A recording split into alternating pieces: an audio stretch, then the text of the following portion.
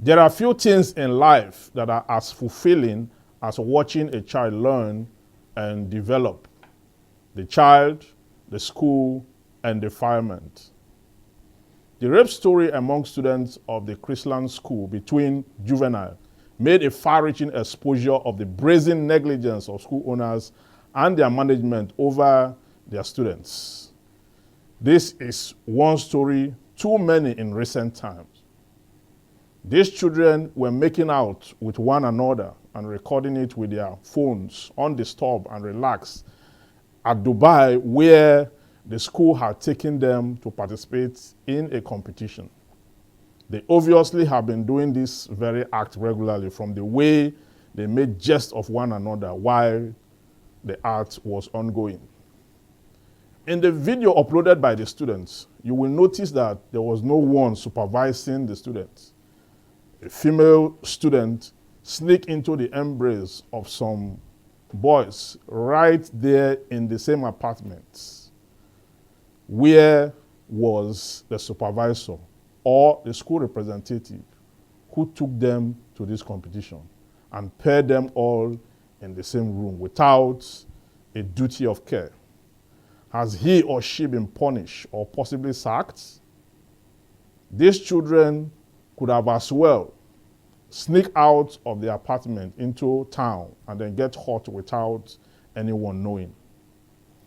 The school under reference is not just negligent, they are an enabler, because when they eventually found out that something very untoward had happened, they try to cover it.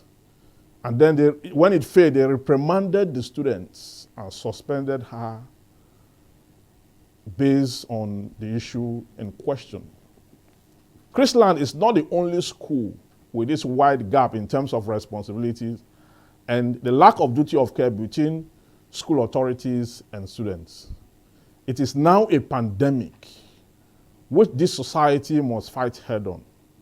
Most schools are failing in their moral responsibility to guard children against misconduct as much as parents. You cannot prosecute these juveniles for rape and or debauchery. Children in their puberty are curious and inquisitive. They put all they see and hear to experiment. It is the responsibility of adults who watch over them to be vigilant. In school, at that age, you were as naive as these children, and you tried out some of these things. Maybe not as brazen as what we see them do these days. There wasn't just a mobile phone to record and an internet to post your stuff. This is not an endorsement of this act. My point is that the school must take full responsibility for this and put their house in order. There is no point acting defensive. Negligence is visibly inferable from the school's approach to watch over children left in their care to learn, especially when these children are on a mission outside the shores of this country representing their schools in a competition.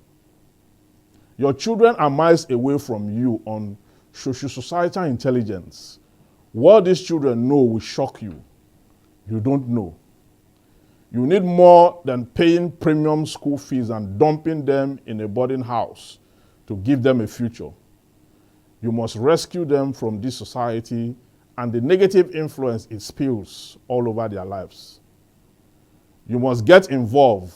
The school must be responsible enough to deploy its duties, obligations, and responsibilities to hold high moral standard and inculcate good behavior in the students to promote excellence. I shall go to Rabbi again.